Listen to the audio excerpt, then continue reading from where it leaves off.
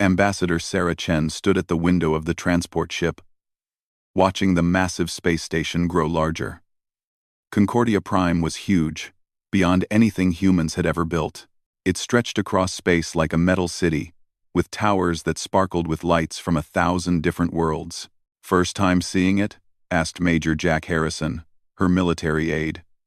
He was a tall man with gray hair and steady eyes that missed nothing. "Yes," Sarah said quietly. "I've seen pictures. But this..." She shook her head. "It makes you feel very small," Jack nodded. "That's the point. They want us to feel small before we even get inside." Sarah was Earth's first ambassador to the Galactic Council. She had spent 20 years as a diplomat, working with difficult people and impossible situations. But nothing had prepared her for this. Earth was about to ask for help from aliens who had ruled the stars while humans were still learning to make fire. The transport docked with a soft bump. Sarah and her team of 5 humans walked through corridors filled with beings that looked like nightmares and dreams mixed together. Some floated like living gas. Others had too many arms or eyes that glowed in the dark. A few looked almost human, but their skin was blue or green or covered in scales. They all stared at the humans. Some pointed. Others made sounds that might have been laughter. Sarah kept her face calm. But inside, she felt like a child walking into a room full of adults who were already annoyed with her. The council chamber was enormous. The ceiling disappeared into darkness above them. Around the curved walls, representatives from 847 different species sat in seats designed for their unique bodies. In the center was a small platform where petitioners could speak. Sarah walked to the platform with her team behind her. The chamber fell quiet, except for the soft humming, clicking, and breathing sounds of nearly 1,000 alien beings. "Honored Council," Sarah began, her voice carried by hidden speakers to every corner of the vast room. "I am Ambassador Sarah Chen, representing the human species of Earth. We come before you in desperate need." A being that looked like a giant praying mantis made of silver metal spoke first. Its voice was like knives cutting glass. "The Council recognizes the human petition. You have been granted this audience because your species achieved faster than light travel using methods our scientists found." "Interesting. Speak quickly." Sarah took a deep breath. 87 days ago, our astronomers discovered an asteroid heading directly for Earth. This asteroid is not normal.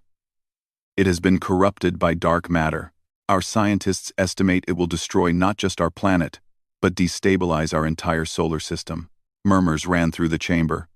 Some sounded concerned. Most sounded bored. "We have tried everything," Sarah continued. "Nuclear weapons, gravity tractors, kinetic impactors. Nothing works. The dark matter corruption makes the asteroid impossible to deflect with our technology. We estimate 47 days until impact." "And what do you want from us?" asked a voice that seemed to come from empty air. Sarah realized it came from a being made of living gas that she could barely see. "We need help. Specifically, we need access to the Vorthan Empire's dimensional displacement technology. We believe it might be able to move the asteroid to a safe dimension where it cannot harm anyone." The chamber erupted. Sounds of shock, anger, and what Sarah was beginning to recognize as alien laughter filled the air. A massive being that looked like a walking tree covered in eyes raised one branch-like arm. "The dimensional displacement technology is among our most closely guarded secrets," it said in a voice like wind through leaves. "It took our people 10,000 years to develop. You ask us to share it with a species that has existed in space for mere decades?" "Honored Vorthan representative," Sarah said, trying to keep her voice steady. "We are not asking to keep the technology. We only ask that you use it to save our world. We offer anything we have in return. What could you possibly offer us?" The silver mantis being clicked its mandibles together. "Your species still fights wars on your birth planet. You have no resources we need, no knowledge we lack, no territory we desire." A new voice spoke up. This one was deep and commanding, and Sarah recognized it from her briefings. Chancellor Vex's Tar of the Kithri Dominion, the most powerful single voice in the council. I have studied the human petition, Chancellor Vextar said. He was tall and thin, with pale blue skin and 4 arms. His large black eyes seemed to look through Sarah rather than at her. Your species has been in space for 37 years. In that time, you have fought 3 wars, polluted 2 star systems with nuclear waste, and made contact with exactly 0 other species through diplomacy. Every first contact has been accidental. That's true, Sarah admitted. We are young. We make mistakes. But we learn from them. Do you? Chancellor Vextar's voice carried clearly through the chamber. Your planet is dying because you strip-mined asteroids in your own system, without properly scanning them for exotic matter. Your desperate situation is the result of your own carelessness. Sarah felt her face burn with shame, but she forced herself to stand straight. You're right. We made a terrible mistake. But 8 billion people live on Earth. They didn't make this decision. Children who have never left their planet's surface are going to die because their leaders were careless. Is that justice? It is natural selection, Chancellor Vextar said coldly. Perhaps extinction is evolution's way of correcting a cosmic mistake. 1. The chamber fell completely silent. Sarah felt like she had been slapped. Around her, she could hear her team breathing hard with anger and shock. I see, Sarah said quietly. Then we have nothing more to discuss. Chancellor Vextar raised one hand. The Council will vote. All in favor of providing assistance to the human petition? One hand rose, Sarah's own. All opposed? 847 hands. Claws, tentacles, and other appendages rose into the air. The sound that followed was unlike anything Sarah had ever heard. It was laughter, but laughter from 1,000 different throats. Some chirped, some roared, some made sounds like breaking glass or grinding metal. They were laughing at Earth's death. The petition is denied, Chancellor Vextar announced. Guards will escort the human delegation back to their transport. As they walked through the corridors, surrounded by alien guards, Sarah heard more laughter following them. Jack walked beside her, his jaw clenched tight with anger. Ambassador, he said quietly. I noticed something in there. What? In the observer gallery. There was a small reptilian being taking very detailed notes. He watched us the entire time. But he never laughed. Not once. Sarah nodded but said nothing. She was too angry to speak. Not angry at the Council's decision. Exactly. She had expected that. She was angry at the laughter, at the casual cruelty of dismissing the death of an entire world like it was a joke. As their transport pulled away from Concordia Prime, Sarah looked back at the massive station. Somewhere in there, 847 species were probably still laughing about the desperate humans who thought they mattered enough to be saved. They had no idea what humans did when the galaxy laughed at them. They were about to learn. 3 days after the humiliation at Concordia Prime, Sarah Chen sat in her quarters aboard the human transport ship, staring at a message on her personal communicator. The message was encrypted with a code she didn't recognize, and it contained only coordinates and a time. Could be a trap, Jack Harrison said, reading over her shoulder. Sarah shrugged. What would be the point? We're already dead. Our whole world is dead. What could they do to us that's worse than that? Jack had no answer for that. In 3 days of travel, none of them had spoken much. What was there to say? They were returning to Earth to watch 8 billion people die in 44 days. The coordinates led them to a trading station in the Frontier Nebula. It was a rough place, where smugglers, miners, and other people who didn't fit anywhere else came to do business. The station was old and patched together from parts of a dozen different species technology. Sarah and Jack docked their small shuttle and walked through corridors that smelled of oil, strange spices, and things Sarah didn't want to identify. They found the meeting place, a quiet bar in the lower levels where the lights were dim and most of the customers looked like they wanted to be left alone. The being waiting for them was small, maybe 4 feet tall, with green and brown scales and large yellow eyes. He wore simple brown robes and carried a data pad covered in notes. Ambassador Chen, he said in accented but clear English. Thank you for coming. I am Sektar of the Saurian Archive. Please, sit. Sarah and Jack sat across from him in a booth designed for beings much larger than any of them. You were at the council session, Sarah said, taking notes. Yes, I am a historian. It is my job to record important events. Sektar's yellow eyes were very serious, and what happened 3 days ago was very important, though not for the reasons the council thinks. What do you mean? Sektar activated his datapad. A hologram appeared above the table, showing what looked like radio waves. For 67 years, my people have been studying transmissions from your world. Radio, television, internet communications. We wanted to understand what kind of species you were before you developed faster than light travel. Jack leaned forward. Studying us? Why? Studying us? Because you worried us. Sektar touched the datapad, and the hologram changed to show images from Earth's history. Most species in the galaxy evolved on worlds that were relatively safe. They had natural predators, yes, but also natural shelters.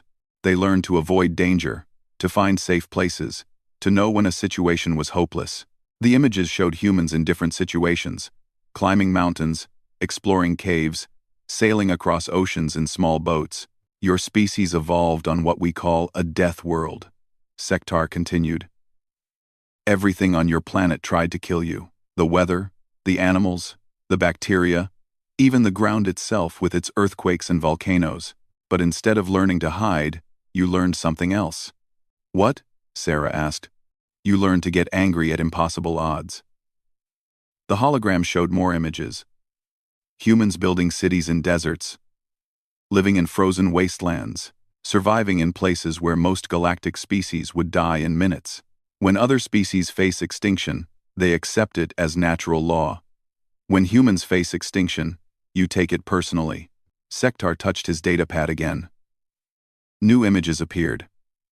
London during the Blitz. People singing in subway tunnels while bombs fell overhead. Your people were being bombed every night, Sektar said. Their city was burning. Logic said they should surrender or flee. Instead, they sang songs and made jokes about their enemies. They treated the attempt to destroy them as a personal insult. More images. People surviving in concentration camps. Explorers continuing expeditions after their ships were crushed by ice. Miners trapped underground for months who spent their time planning what they would do when they got out.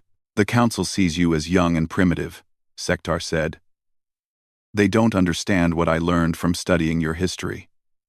When humans are cornered, when death seems certain, you don't calculate odds or seek diplomatic solutions. You stand up and fight back with a fury that comes from millions of years of refusing to let the universe kill you. Sarah stared at the images. She had never thought about human history that way, but she could see what Sektar meant. Why are you telling us this? Why are you telling us this? Sektar's expression became very grave. Because the council doesn't know what you're really capable of. And because there's something they didn't tell you. He changed the hologram to show a star map. A dark area was spreading across it like ink in water. The dark matter corruption affecting your asteroid is not contained to your system. It's spreading. Our calculations show it will reach the Kithari homeworld in 8 months. Several other council worlds are in its path. They know this? Jack asked. Of course they know. But they believe their technology can handle it when the time comes.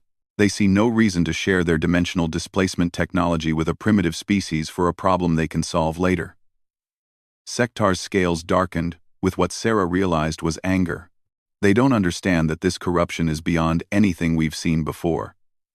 And they certainly don't understand that the species they just mocked might be the only one capable of solving it. What do you mean? Every major species in the galaxy has spent thousands of years perfecting their technology, making it more elegant, more efficient. When they face a new problem, they try to solve it the same way they've always solved problems. But sometimes you need a species that doesn't know what's impossible. Sektar leaned forward. I've read your technical reports. The mathematics you used to achieve faster than light travel broke 6 different laws that the galaxy's greatest scientists said were unbreakable. You didn't know they were unbreakable, so you broke them anyway. Sarah felt something stirring in her chest. Not hope, exactly. but something harder and angrier. How long do we have? Your world? 44 days. But if this corruption continues to spread at its current rate, it will destabilize the entire galactic arm within 5 years. Trillions of beings will die. Sektar looked directly into Sarah's eyes. The council thinks they have time. They don't understand that sometimes time runs out faster than anyone expects. And you think humans might be able to solve this? I think humans are the only species in the galaxy that would be stubborn enough to try. Sektar closed his datapad. Every other species would look at the mathematics and conclude it's impossible. Humans would look at the mathematics and conclude the mathematics are wrong. Jack was quiet for a long moment. Then he said, "Even if you're right, we don't have the resources. We don't have the technology. We don't even have enough time." "No," Sektar agreed. "You don't have any of those things, but you have something else." "What?" "You have the ability to do impossible things when you're angry enough. And Ambassador Chen, I watched your face when Chancellor Vextar said extinction might be evolution's way of correcting a cosmic mistake. You weren't just desperate anymore. You were furious." Sarah realized he was right. She was angry. Angrier than she had ever been in her life. Angry at the Council's arrogance. Angry at their casual dismissal of 8 billion lives. Angry at the laughter. "What do you want from us?" she asked. "I want you to go home and do what humans do best," Sektar said. "I want you to look at an impossible situation and refuse to accept it. I want you to get so angry at the universe for trying to kill you that you find a way to kill it back." He stood up to leave, then paused. "And Ambassador, when you do solve this problem, and I believe you will, remember that the corruption is heading for the Cathari homeworld first. Chancellor Vextar's people will be the first to benefit from whatever impossible solution you create. You think we should save them, after what they said about us?" Sektar's yellow eyes glittered. "I think you should save everyone. Not because they deserve it, but because that's what humans do. You save people who don't deserve it just to prove that you're better than they are." After he left, Sarah and Jack sat in silence for a long time. Finally, Jack spoke.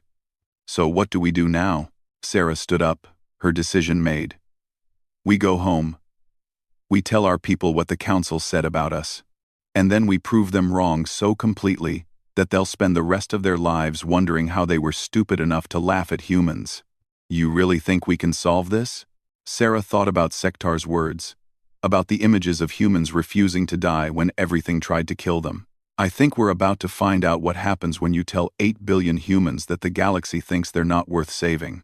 As they walked back to their shuttle, Sarah felt something she hadn't felt since this whole crisis began. Not hope, but something harder and more dangerous. She felt like a human who had been insulted by the universe and was getting ready to do something about it. The galaxy had no idea what it had just unleashed.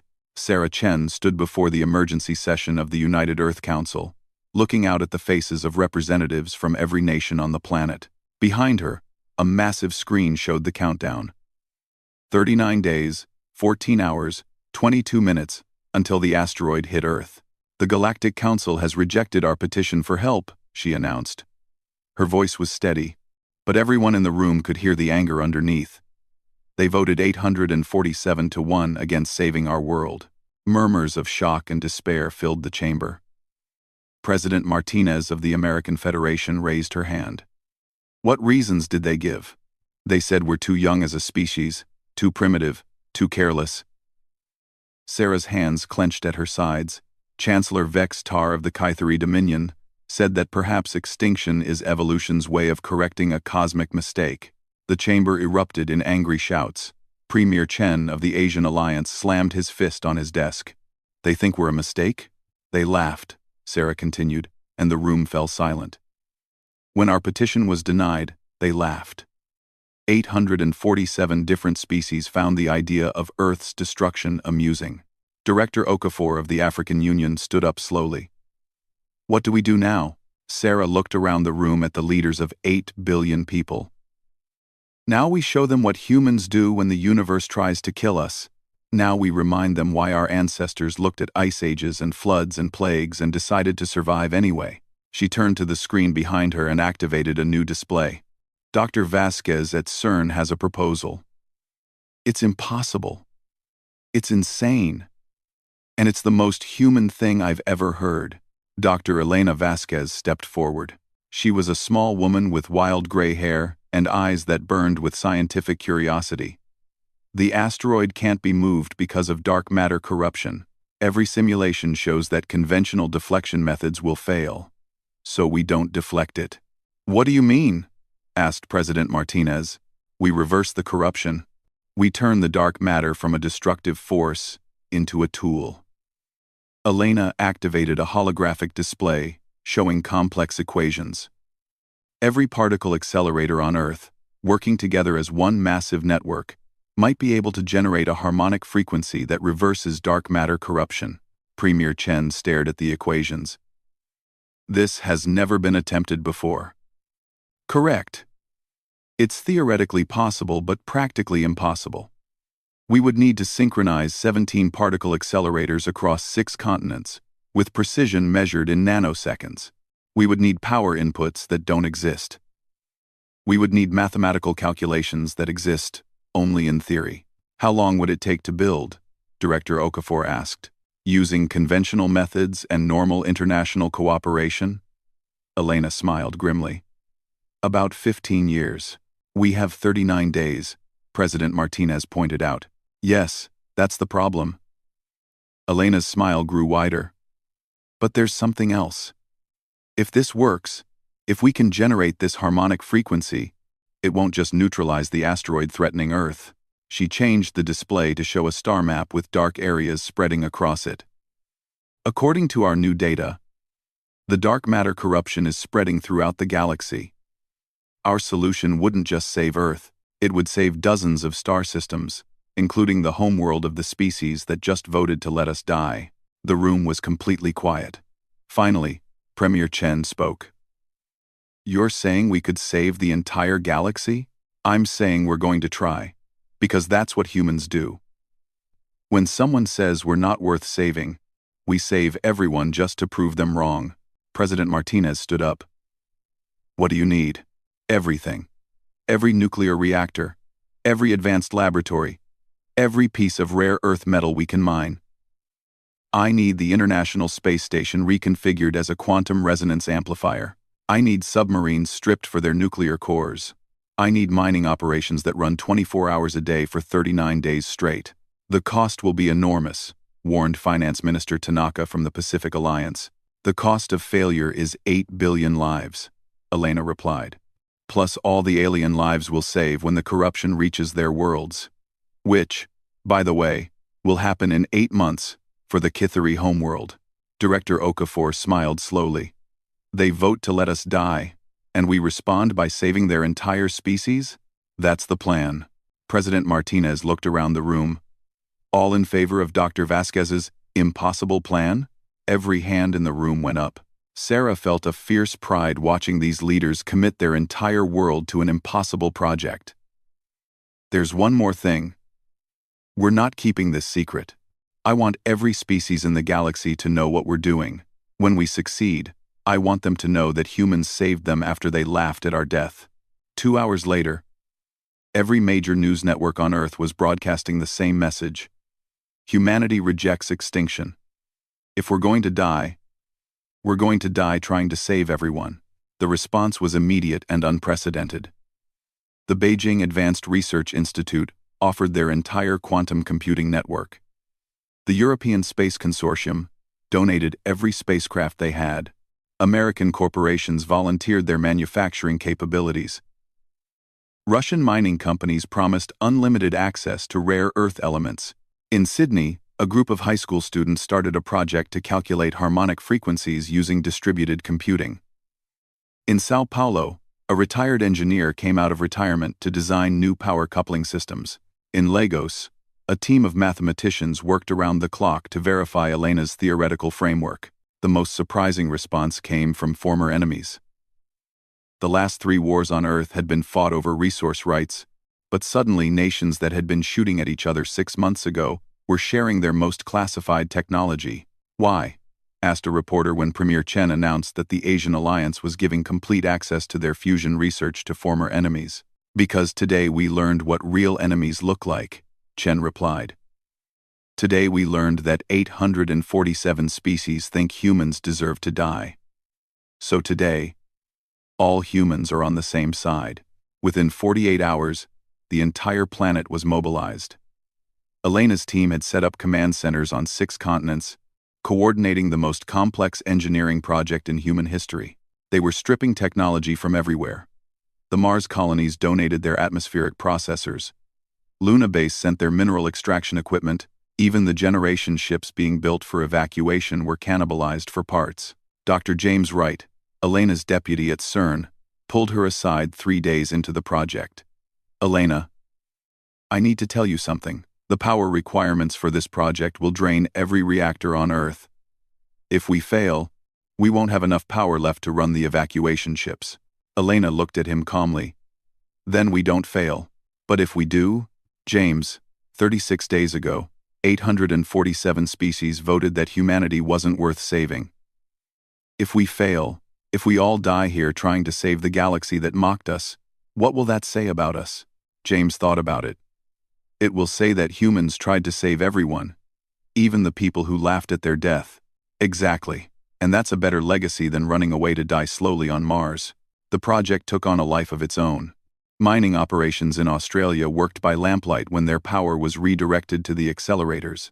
Factories retooled their entire production lines to build components that had never been built before. Scientists who had spent years on single experiments now had days to solve problems that should take decades. And somehow, impossibly, it was working.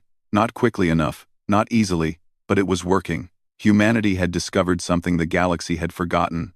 When your choice is between doing the impossible and dying, impossible stops being impossible. On day 10 of the project, they received their first message from space. It was from Sektar, the Saurian historian. Ambassador Chen, his message said, I am watching your progress with fascination. Several council species are beginning to ask questions about what humans are doing. Some are concerned. Chancellor Vextar has declared your efforts a primitive waste of resources that will accomplish nothing but a dramatic death. Sarah smiled as she recorded her reply. Tell Chancellor Vextar that in 29 days, he'll discover what humans accomplish when the galaxy calls them primitive. But privately, Sarah was worried. The project was enormous beyond anything humans had ever attempted. They were rebuilding the technological infrastructure of an entire world in 39 days. Even if it worked, even if they could generate the harmonic frequency Elena needed, they had no way to test it until the moment they turned it on. They would get exactly one chance. If they failed, Earth died. If they succeeded, they would save not just their own world, but dozens of others, including the homeworld of the species that had voted for their extinction. On day 15, Elena made an announcement that changed everything. We're not just going to neutralize the dark matter corruption, she told the global coordination meeting. We're going to reverse it completely and turn it into pure energy that can be harmlessly dispersed throughout space. And we're going to do it in a way that sends a resonance wave throughout the entire galactic arm. What does that mean? Asked President Martinez. Elena's eyes burned with the fierce joy of a human who had found an impossible problem and decided to solve it. It means we're not just saving ourselves, we're saving everyone. Every species that voted against us, every world in the path of the corruption, every being in the galaxy. Why would we save the ones who voted to let us die? Because that's what humans do, Elena said simply. We don't save people because they deserve it. We save them because we can, and because when this is over, when the galaxy asks how humans responded to being told they weren't worth saving, the answer will be simple. We saved everyone, anyway. Quote, Atrocity, 29 days until impact, 29 days to do the impossible. Time to show the galaxy what humans were really made of. Elena Vasquez had not slept in 3 days. Her eyes were red with exhaustion. Her gray hair was wild from running her hands through it. And she was drinking her 15th cup of coffee since sunrise. Around her, The Global Coordination Center hummed with activity as hundreds of engineers, scientists, and technicians worked around the clock. On the main screen, a three-dimensional map of the solar system showed their progress. 17 particle accelerators on Earth were being linked together with quantum resonators. The International Space Station had been completely rebuilt as an amplification array. Mining platforms throughout the asteroid belt were being converted into signal relay stations. Dr. Vasquez called Dr. Wright from across the room. "We have a problem with the harmonics." Elena hurried over to his station. "What kind of problem?" "The frequency calculations are more complex than we thought. To reverse dark matter corruption across the entire galactic arm, we need to account for gravitational distortions from 17 different star systems. The math is..." He gestured helplessly at equations that covered 3 screens. "Impossible? Beyond impossible. We would need quantum computers that don't exist running calculations for years." Elena stared at the equations, her tired mind racing. Then she smiled. "James, how many humans are connected to the global communications network right now?" "I don't know. Maybe 5 billion? "Why?" "Because we're going to give every human on Earth a piece of this calculation to solve." She turned to the communications team. "I need you to break these equations into tiny pieces and distribute them through every smartphone, every computer, every connected device on the planet. We're turning the entire human race into a distributed quantum computer." Within 6 hours, the Save Earth Math Challenge was running on billions of devices. High school students solved equations during lunch breaks. Office workers ran calculations on their desktop computers. Retired mathematicians came out of retirement to tackle pieces of the problem. Even children's educational games were reprogrammed to solve harmony frequency problems. The breakthrough came from an unexpected source. A 12-year-old girl in Mumbai named Priya Sharma sent an email directly to Dr. Vasquez's personal account. "Dr. Vasquez, I think your math is wrong. You're treating dark matter like it's a thing. But what if it's actually the absence of a thing? Like cold is the absence of heat?" Elena stared at the email for a full minute, then started laughing. "Brilliant. Absolutely brilliant." She called an emergency meeting of her senior staff. "She's right," Elena announced to the exhausted faces gathered around the conference table. "We've been thinking about this backwards. Dark matter corruption isn't something we need to destroy. It's something we need to fill with the right kind of energy. We don't reverse the corruption, we complete it." "What does that mean for the project?" asked Dr. Kim, the chief engineer. "It means we've been building the right device for the wrong reason. Instead of generating a destruction frequency, we generate a completion frequency. It's actually easier." "Easier?" Dr. Wright looked skeptical. "Much easier, and more efficient. And..."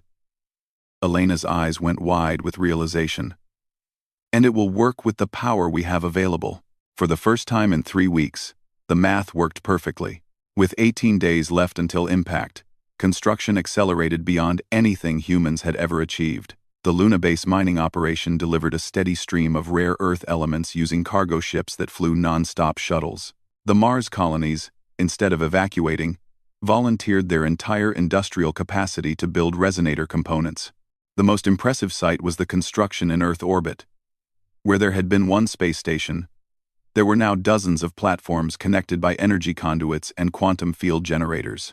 The construction crews worked in shifts around the clock, welding and wiring and programming systems that had never been built before.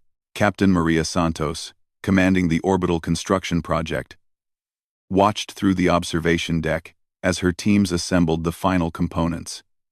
"You know what's funny?" Quote, she said to her engineering chief. "What's that, Captain?" 6 months ago, the different space agencies couldn't agree on what color to paint the space station. Now we're building a device to save the galaxy. And nobody's arguing about anything. Maybe we just needed a big enough problem. Or maybe we needed to get angry enough. On day 28, with 19 days until impact, they received an unexpected visitor. A massive Catheri warship appeared at the edge of the solar system, followed by another, then dozens more. Soon, a fleet of 200 alien warships surrounded Earth. Chancellor Vex Tar himself appeared on the global communication channels. His pale blue face filled screens across Earth. His forearms spread in a gesture of authority. "People of Earth," he announced, "the Kithari Dominion has reconsidered your situation. We are prepared to offer immediate assistance in exchange for your cooperation in solving the dark matter problem." Elena Vasquez was in the middle of calibrating quantum resonators when the message played. She looked up at the screen, wiped her greasy hands on her coveralls, and activated her communicator. "This is Dr. Elena Vasquez, Director of the Earth Defense Project," she said calmly. "We appreciate your offer, Chancellor Vex Tar, but we've got this." The response from Chancellor Vex Tar was immediate. "Dr. Vasquez, you cannot possibly succeed with primitive technology and insufficient time. Accept our help now, and we will save your world." Elena looked around at her team. Engineers who hadn't slept in days, scientists who had given up everything to solve an impossible problem, technicians who had worked until their hands bled to build something that had never existed before. "Chancellor, with all due respect, 19 days ago your people voted that humans weren't worth saving. Today, we're 19 days away from saving not just ourselves, but your entire species. I think we understand the situation better than you do. You are being stubborn and unreasonable. Your failure will result in the death of your entire species. Our success will result in the survival of yours," Elena replied. "I suggest you move your ships to a safe distance and watch what happens when humans decide to do something impossible." The communication ended. Around the Global Coordination Center, Elena's team was staring at her with expressions of amazement and terror. "Did you just tell the most powerful species in the galaxy to back off?" asked Dr. Wright. "I told them what humans always tell bullies," Elena replied. "We don't need your help. We don't want your help. And we're going to succeed despite you. Not because of you." But privately, Elena was more worried than she let anyone see. The Kithari ships weren't just offering help. They were positioning themselves around Earth's construction sites. If the human project failed, Elena suspected the aliens would try to take control of Earth's technology. That night, she called Sarah Chen in her quarters aboard the Orbital Command Center. "Sarah, I need to tell you something. If our project fails, we won't get a second chance. The Kithari will probably take over Earth and try to solve the problem their way. And if we succeed? If we succeed, we'll have saved the galaxy from a threat they didn't even understand. Every species that voted to let us die will owe their continued existence to humans they considered primitive." Sarah was quiet for a moment.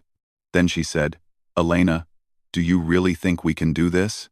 Elena looked out the window of her laboratory at the incredible construction taking place around Earth. Humans were building something that had never existed, using mathematics they had invented, powered by technology they had created in 39 days.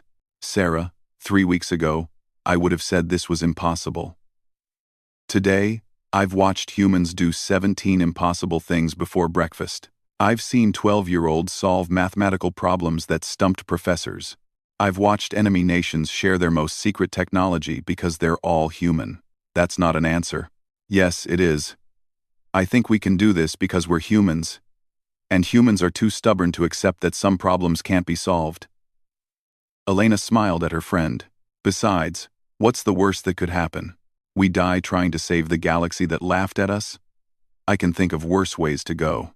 With 18 days until impact, the final components were installed.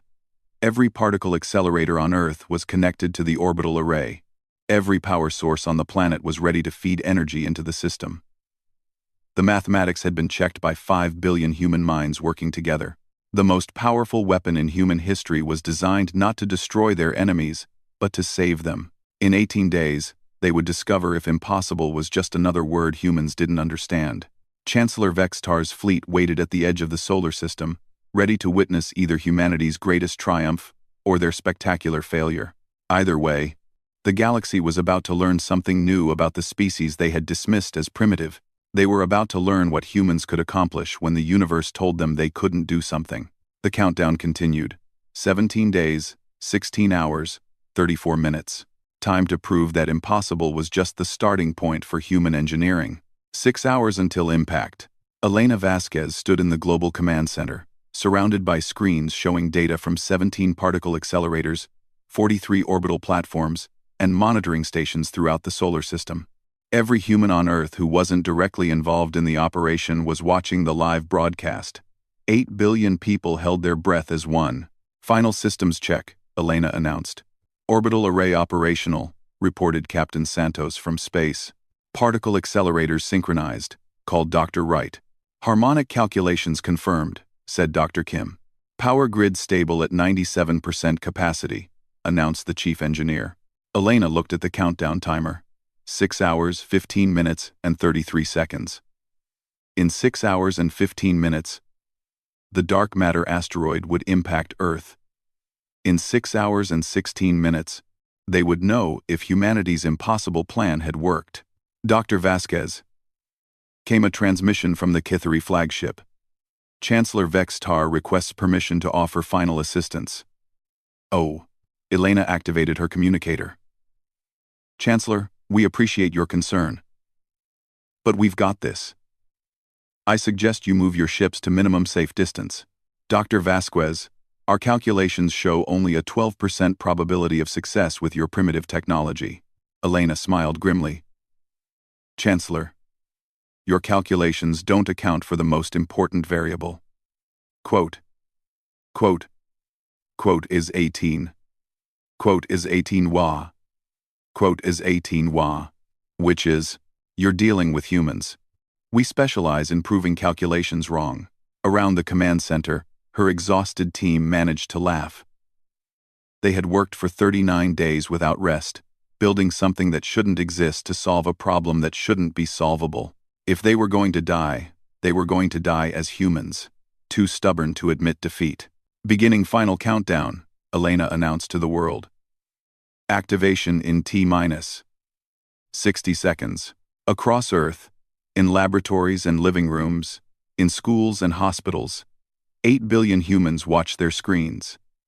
On Luna Base, the skeleton crew gathered around their monitors. On Mars, the colonists stopped their evacuation preparations to witness what might be humanity's final moment. T-minus 30 seconds. Elena's hands moved across the control panel, entering the final authorization codes. Around her, her team monitored systems that represented the combined scientific achievement of the entire human race. T-minus 10 seconds. Elena placed her hand on the activation control. 9, 8, 7. Her voice was steady, but her heart was pounding. 6, 5, 4.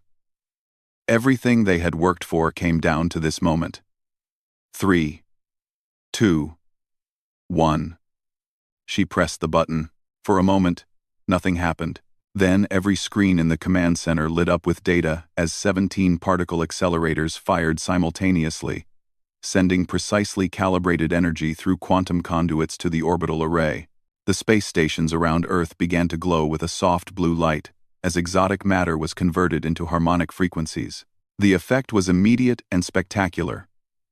From Earth's orbital platforms, a wave of energy spread outward, moving faster than light through subspace dimensions. It reached the incoming asteroid in 0.3 seconds. Instead of the massive explosion everyone expected, something beautiful happened. The dark matter corruption around the asteroid began to glow, then to change color from black to silver to brilliant white. The asteroid itself started to break apart, but gently, like a flower opening its petals. The dark matter was being completed, filled with the energy it had been missing, transformed from a destructive force into pure light. It's working, whispered Dr. Wright, staring at his instruments in amazement. But Elena wasn't watching the asteroid. She was watching the larger display that showed the harmonic wave as it spread beyond Earth's solar system. The wave was moving through hyperspace, seeking out dark matter corruption throughout the galactic arm, and completing it, healing it, turning destruction into light. Dr. Vasquez, came an urgent transmission from the Kithari flagship. Our sensors are detecting massive energy signatures, spreading throughout local space. That's the plan, Chancellor, Elena replied calmly.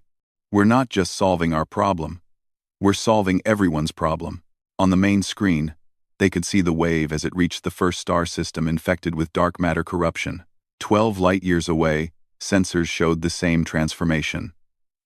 Darkness becoming light, corruption becoming harmony, death becoming life. The communication channels exploded with messages from across the galaxy. Species that had never contacted Earth directly were sending frantic transmissions as they detected the wave spreading through their territories.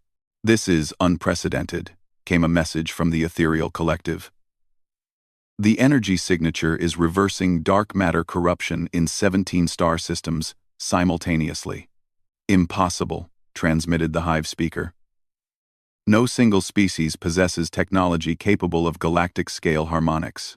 Elena activated the global broadcast system. Her tired face appeared on screens throughout the galaxy, addressing the same council that had laughed at Earth's desperation 39 days earlier. "Honored Council," she said, her voice carrying to 847 different species across thousands of star systems. "I am Dr. Elena Vasquez, of Earth. 39 days ago, you voted to let our world die because you considered us too primitive to be worth saving. Today, humanity has solved the dark matter crisis that was spreading toward your homeworlds." She gestured to the displays around her, showing the wave of healing energy as it continued to expand through the galaxy. "Our harmonic field will reach the Kytheri homeworld in approximately 3 months, neutralizing the dark matter corruption that your own scientists predicted would arrive in 8 months. The Hive worlds will be protected in 7 months. The ethereal territories will be safeguarded within 2 years." The command center was completely silent, except for the hum of instruments monitoring humanity's gift to the galaxy. "We are transmitting complete technical specifications for our resonator technology to every species in the Council. You will be able to build your own harmonic generators to protect against future dark matter incursions. We are providing this technology freely, with no conditions or payment required." Elena paused, looking directly into the camera. "When our petition was denied, Chancellor Vex Tar said that perhaps extinction was evolution's way of correcting a cosmic mistake. Today, humanity votes to save every species in the galaxy, including those who voted to let us die. We do this not because you deserve it, but because that's what humans do. We solve problems that shouldn't be solvable, to save people who don't think we're worth saving." She gestured to her team around the command center, exhausted humans who had worked the impossible into reality. "We do this because 39 days ago, 847 species laughed at the idea that primitive humans could contribute anything meaningful to the galaxy. Today, every species in this galactic arm owes its continued existence to the primitive humans you dismissed." Elena's expression softened slightly. "The technical data we're sharing includes instructions for building harmonic networks that can protect entire star systems. We hope you'll use this technology to help other species who might face similar crises in the future. Because the universe is full of problems that seem impossible to solve, and the galaxy is full of species who deserve a chance to prove that impossible is just another word for hasn't been done yet." The transmission ended. Around the command center, Elena's team began to cheer, as data confirmed that the harmonic wave was successfully spreading through the galaxy, healing corruption in dozens of star systems. 3 hours later, they received the first formal response from the Galactic Council. It was from Chancellor Vex Tar himself. "Dr. Vasquez," he said, his four-armed figure appearing on screen, "the Kytheri Dominion formally requests that humanity accept a permanent seat on the Galactic Council with full voting rights. Your species has demonstrated capabilities that—" He paused, seeming to struggle with the words. "That exceeded our understanding of what was possible." Similar messages followed from hundreds of other species. The ethereal collective offered humanity access to their dimensional technologies. The Hive speaker invited human scientists to study with their greatest minds. Species that had never acknowledged Earth's existence suddenly wanted to establish diplomatic relations. But it was Sektar's message that meant the most to Elena. The Saurian historian appeared on a private channel, his yellow eyes bright with satisfaction. "Dr. Vasquez," he said, "I have studied galactic history for 3 centuries. I have never seen anything like what humanity accomplished today. You took a death sentence and turned it into a gift to the galaxy. You proved that sometimes the most important capability a species can have is the stubborn refusal to accept that some problems can't be solved. Elena smiled at the small reptilian being who had believed in humanity when no one else would. Sectar, we couldn't have done this without your warnings about the spreading corruption. You saw what we were capable of before we saw it ourselves. I saw that humans get angry at impossible odds instead of accepting them. But even I didn't expect you to save the entire galaxy just to prove a point. 1 year later, Ambassador Sarah Chen stood before the Galactic Council again, but this time, she stood at the council table as humanity's permanent representative, not on the petitioner's platform as a desperate supplicant. The chamber looked the same. But everything had changed. The same 847 species were present. But now they looked at the human delegation with expressions of respect, curiosity, and just a touch of fear. The council recognizes Ambassador Chen of Earth, announced Chancellor Vextar. The floor is yours. Sarah stood, looking around at the faces that had laughed at humanity's desperation a year ago. Thank you, Chancellor. Humanity accepts our permanent seat on this council. But with conditions. Murmurs of surprise rippled through the chamber. Even after saving the galaxy, humans were still making demands. Our first condition is that this council adopts a new principle. No species' plea for help will ever again be dismissed without a full investigation and good faith effort to provide assistance. Every world, every people, every voice that comes before us deserves to be heard. The vote was unanimous. Our second condition is that this council establishes a new department, the Department of Impossible Solutions, to be jointly staffed by humans and any species willing to tackle problems that conventional wisdom says cannot be solved. Again, unanimous approval. Sarah smiled as she delivered her final statement. 1 year ago, 847 species voted that humanity wasn't worth saving. Today, humanity votes to ensure that no species will ever again face extinction alone. Because the galaxy is full of impossible problems, and humans have discovered that impossible problems require impossible solutions. She looked directly at Chancellor Vextar. Fortunately, we specialize in proving that impossible is just another word for hasn't been done by humans yet. As the session ended and the council dispersed, Sectar approached Sarah in the corridor outside the chamber. Ambassador, he said, I've been working on a new historical study. I'm calling it The Day the Galaxy Learned Not to Laugh at Humans. Sarah laughed. And what's your conclusion? Historian. Sectar's yellow eyes twinkled with amusement. That the most dangerous thing in the galaxy isn't a natural disaster or a hostile species. It's telling humans that something can't be done. Why is that dangerous? Because then they go and do it anyway.